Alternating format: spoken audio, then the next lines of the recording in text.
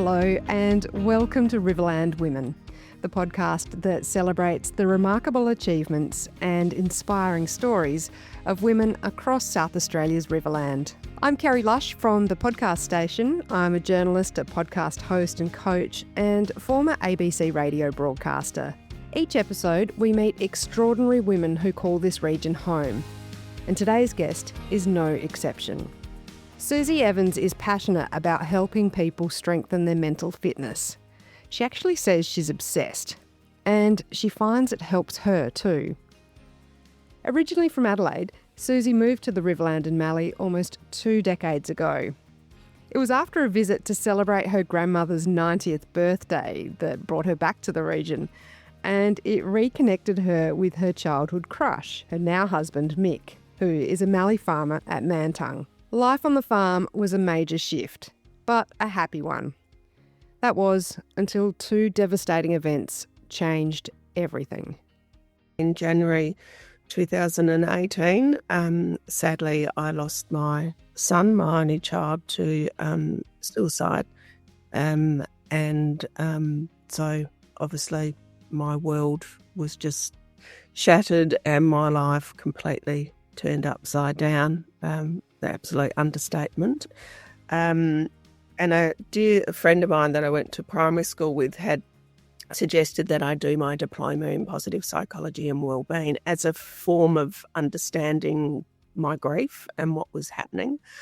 And I sort of applied for it, but it was a full week in Adelaide and I cancelled last minute. I just wasn't ready. It was all still very too raw for me. Anyway, then the following year, so I suppose it was 18 months later, my husband Mick got hospitalised with Guillain-Barré syndrome for 6 months. So for those that don't know what Guillain-Barré is, it's when your immune system attacks your peripheral nerves. So we were shearing on the Friday and he was rolling out bales of wool. And then on the Monday, we actually went to hospital Sunday, but basically Monday afternoon, he was waiting to be airlifted to Adelaide. He was paralysed from the neck down. So another absolute stressful trauma for both of us. He had to learn to walk again. So he was in hospital for 6 months, 3 months in Modbury, and then 3 months he got transferred to the Berry Regional Riverland Hospital, and then came home just before COVID hit. Well, it was just starting to raise itself there. And so when he came home, so his diagnosis was that he would either be in a wheelchair for life or a home. And he came home in a wheelchair and he's done an amazing job, very strong man emotionally and physically. And he's not in a wheelchair and he's not in a home, he's in our home. So that's really lovely. When you lost your son and then you had Mick's illness, was that something that just kept you going at that time? And perhaps, did you deal with things at the time, the grief, or was it just pushed to the side a bit because you just had to keep going for Mick as well? I think for me, I don't believe you actually get through grief. I think it's something that you learn to function alongside of. I truly believe you don't get through it. And for Mick, it was another form of grief for me because I was so scared I was going to lose him. He nearly died in that first 48 hours. And I was only just starting to get on my own feet a little bit. Mick is my rock, incredibly my rock. And I was incredibly selfish at that time because I thought, I need you. You can't do this. But we also Yeah, I mean, I had to push mine aside. I had to be there for Mick. I mean, he was there for me, so I had to be there for him. And I think Kerrie, I think you just run on survival. You go into your fight flight mode, and you just do what you have to do. You run on adrenaline. That's just how we're made up, I think. We also think that maybe at the time Mick didn't really grieve properly from us because he was so worried about me and looking after me. So we sometimes, no one really knows what causes GBS or Guillain-Barré, but we often wonder if maybe that was something because he didn't really look after himself because he was busy focusing on me. But nonetheless, he, incredibly strong emotionally and physically. He with some assistance, but he does most of the farm that he can on his own and walking without aids and things like that. So that was interesting. Kerrie, when he was in hospital, they told me that he would probably advice was to be in a home or a wheelchair for life. And I actually never told him. And we've actually had conversations about the power of the mind. And so for him, it was never in his psyche that he wasn't going to get better. It was a matter of when. And yeah, we do believe that played a big part in his recovery alongside his own determination and digging deep. You looked at doing a positive psychology course. You put it off. Did you ever get back to that, or where did you go after all of that? When he came home from hospital, as I said, the COVID had just hit. So they did they offered the diploma of positive psychology and wellbeing online, which was great. So I could get him settled for the night to watch the news and have tea. And then so once a week, it was sort of like a respite for me, I suppose. And so I had that 2 hours once a week in my office here and online and mixing with other people. And it was really great. And I think for me, when we were just doing some of the intro work to it and learning about the brain basics and what happens when we're stressed. And I was just like, oh my God, how did I get to my late 50s and not know this? My father was an incredible sportsman and my mother, we're a very sporty family. And so we knew the power of the mind and pushing through, but I'd never actually had it explained to me that way. And I was just like, oh my God, Kerrie, it doesn't take your pain away, but it makes you feel that you're not going mad, because when you do go through a traumatic event like this, your brain, Mary Frances O'Connor has written a great book, The Grieving Brain, and in there, and I quote her in my book, that it's, your brain's looking for the same pathway, but it's not there. It's not there. And so you have to retrain and you have to find another pathway to go. So in that meantime, there's a lot of thoughts going everywhere. And I really thought I was going mad. I was losing my mind. And so this just made me went, oh my God, what I'm feeling is normal for what I'm going through. And so that took a huge stress off me. And gave me more self-compassion and understanding. And I was like, why doesn't everyone know this? Why isn't this taught in grade 1? And, a lot of people do know this stuff. And I often think with now in the mental health space, a lot of the politicians and the senior bureaucracy probably do know a lot of this, but so they assume that the general public know it and we don't. And I really feel that's where there's a real resource gap.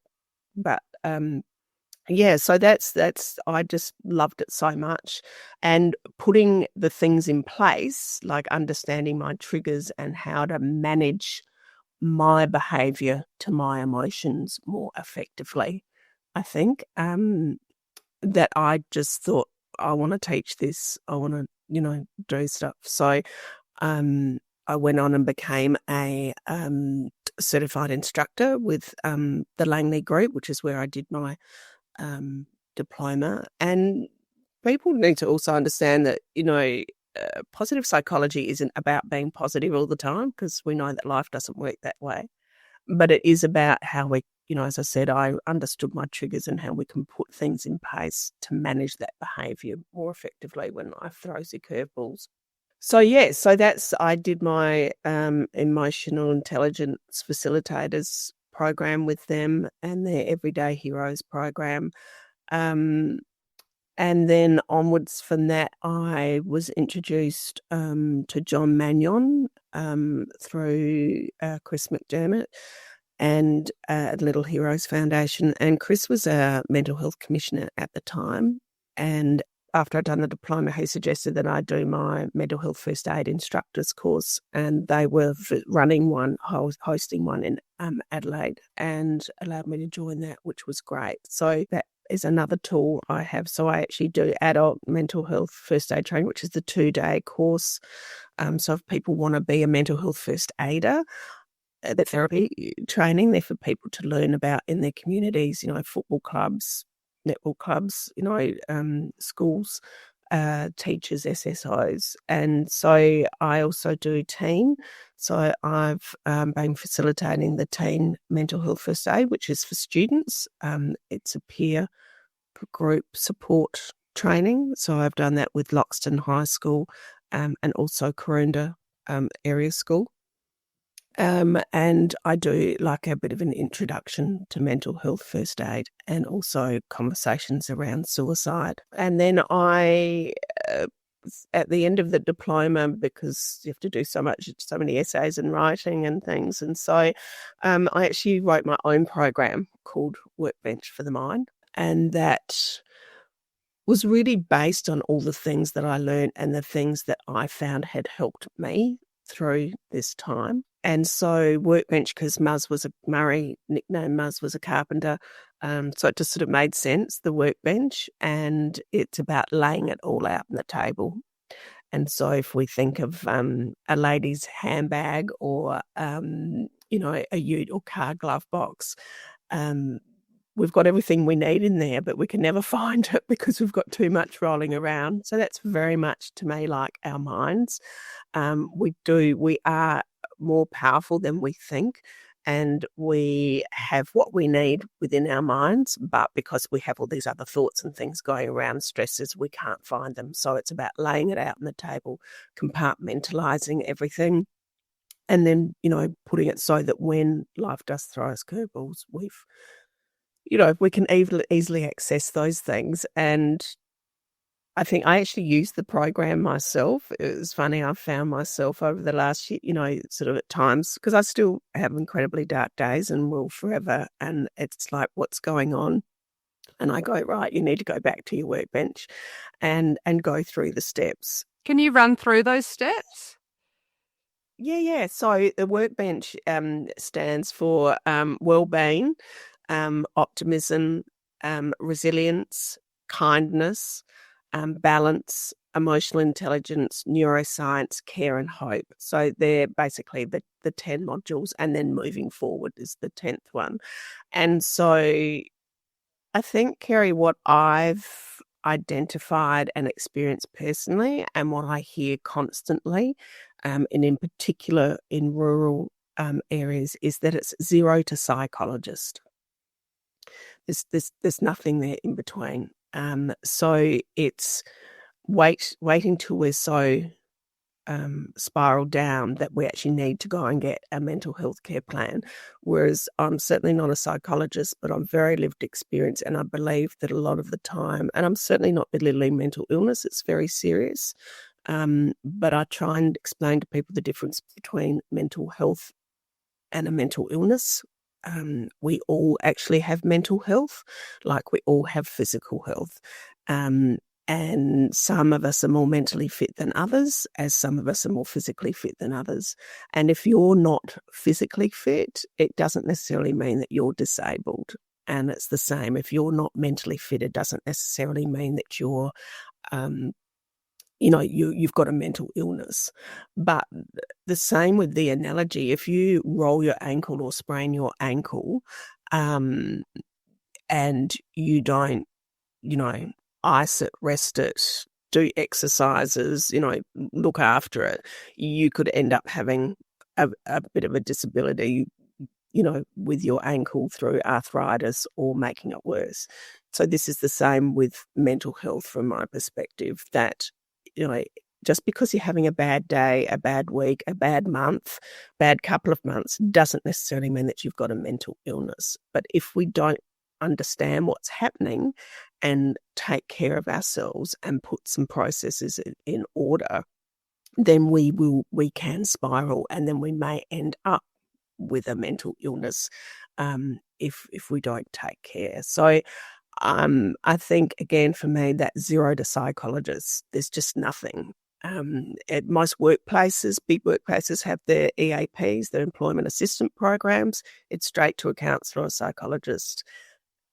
And I'm not believing they're very important. I have a psychologist I talk to regularly, but if you've got to wait 6 to 8 weeks up here, which I know you do in certain areas, to get your mental health care plan, and then you have to wait, and that's if you actually need one, and then you have to wait another 6 weeks or so to get access to a professional counsellor or psychologist, that's 16, well, that's over 3 months.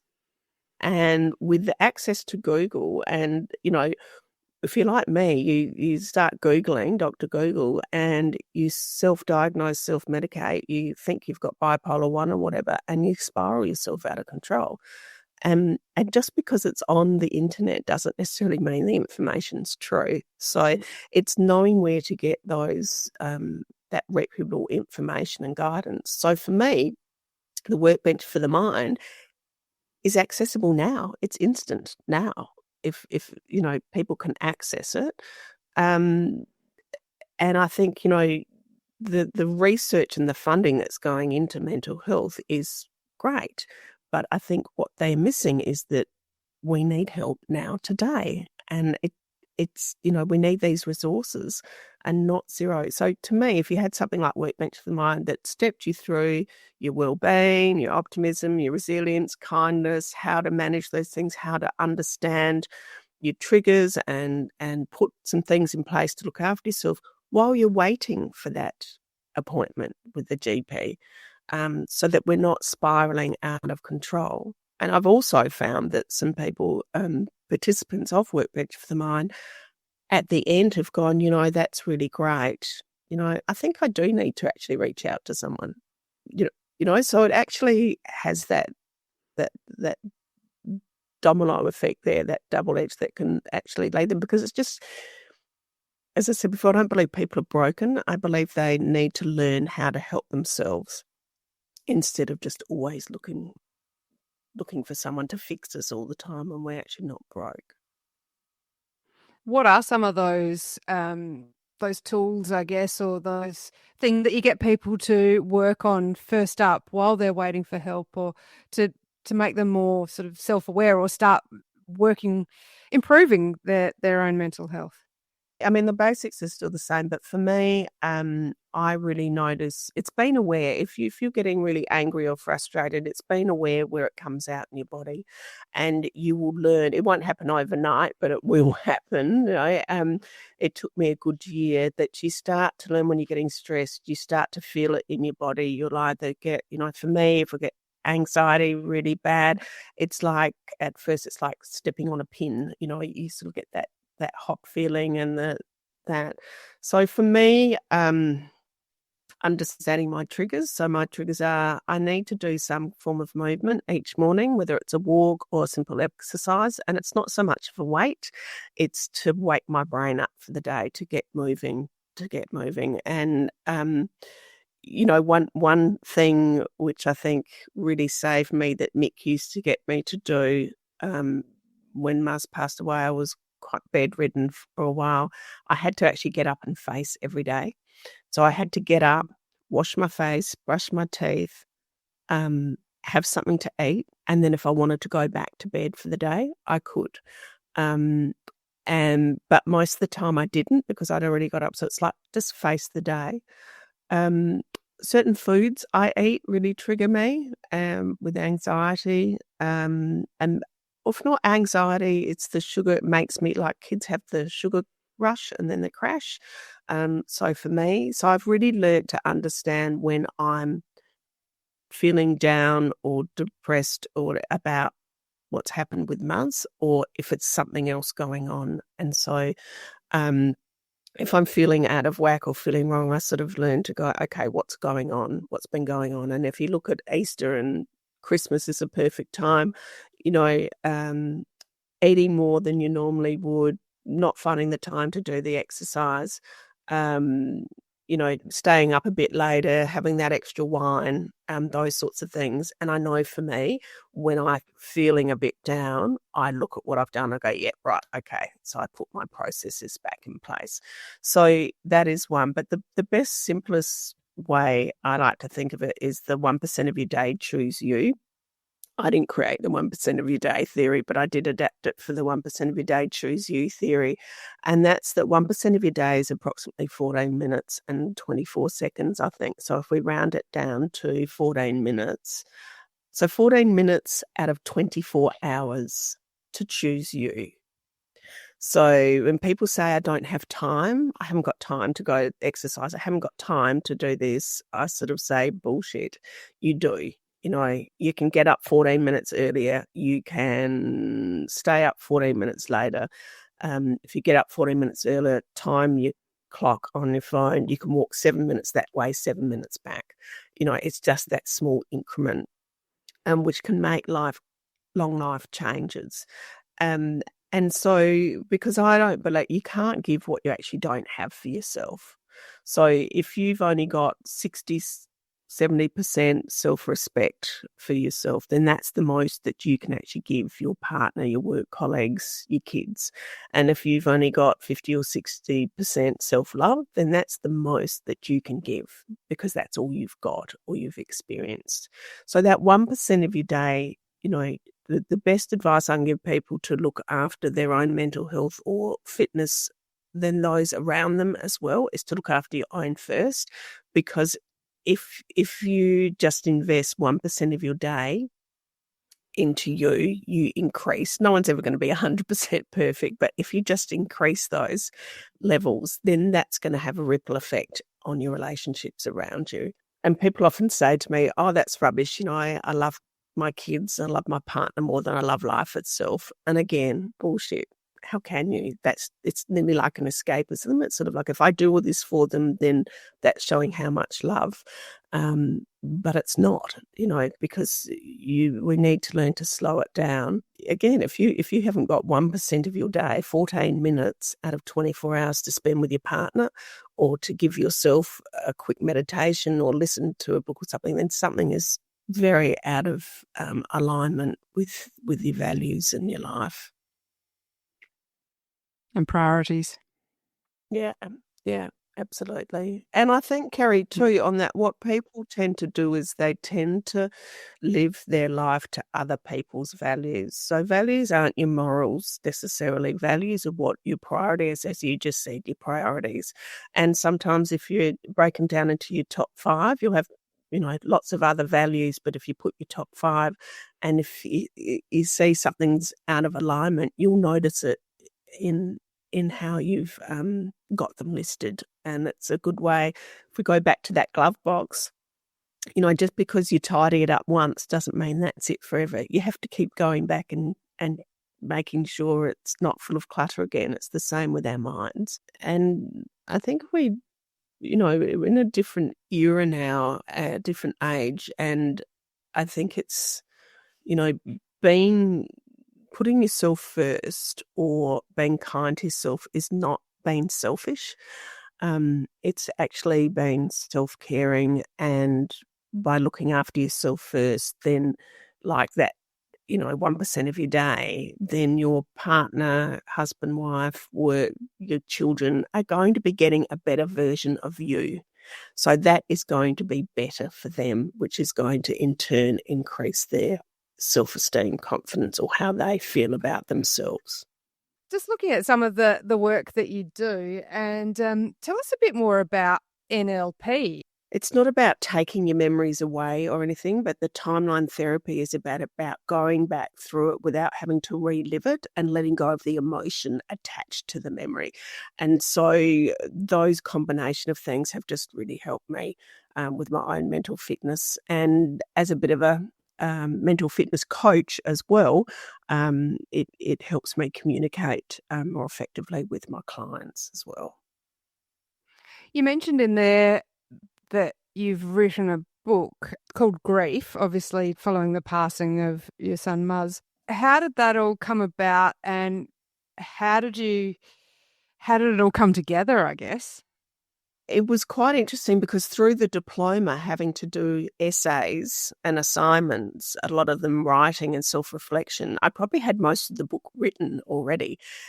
It was about just bringing it into practice. And for me, when Muzz passed away, I really struggled to find a book that either wasn't really in depth and too complex to because your brain, as I said earlier, is looking for that new pathway. So I just, would get, it was just too hard or too in depth to read. And then a lot of others were on death of husbands, partners, and death of through drugs. And whilst Muzz had those, traumas earlier on, he didn't die of any of that. So I just really struggled to find something that I resonated with. And so I thought, I'll write the book that I wish I could have found. Did that then lead to perhaps one of your latest ventures in podcasting as well? Yeah, podcasting was quite funny. It was actually before Christmas, and finished all my NLP work and stuff, and I just had this vision of, so my Workbench for the mind, I have delivered face-to-face, but I made it a online learning tool last year. And so I just thought, so many people say to me, give me a little tip or, what's something we can do. And I thought, well, I'd love to do a podcast one day. And then I just thought, well, why wait? Just do it. If it works, it works. If it doesn't, it doesn't. And that's sort of taken off too. It's not necessarily all about mental health, but it's more about how mental fitness, I suppose, affects different areas of our life. So I've had a personal trainer on there. I've had someone talking about menopause.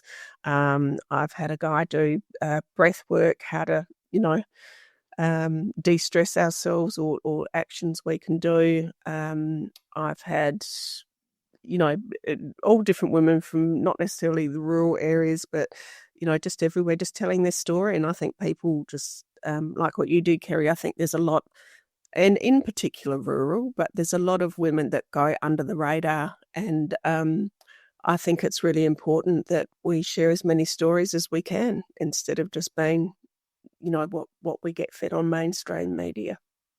What is it that drives you and keeps you going and looking for these new avenues to help people? I think it's part of my therapy. To me, there just has to be a purpose to the tragedy.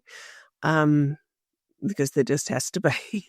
That's the only way my brain can actually comprehend what's happened.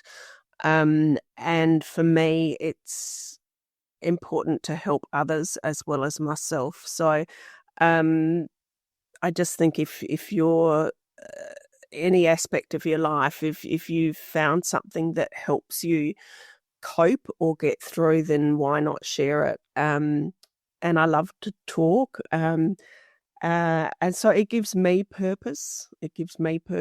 And it helps heal me on a daily basis by helping others. It actually in turn helps myself. So for me, that's, I couldn't sit and do nothing. I would probably spiral myself down a hole that I'd never get out of. So there just has to be purpose to the tragedy. That was Suzi Evans from Mantung. To learn more about her mental fitness workshops, her book, or her podcast, visit her website, or you can follow her on Instagram under Suzi Evans. And if you enjoyed this episode of Riverland Women, don't forget to follow and subscribe because it really helps others discover the stories we share. You can also find us on Facebook and Instagram at Riverland Women, or have a look at my website at thepodcaststation.com.au to learn more about what I do and some of the services I have on offer. Thank you for listening.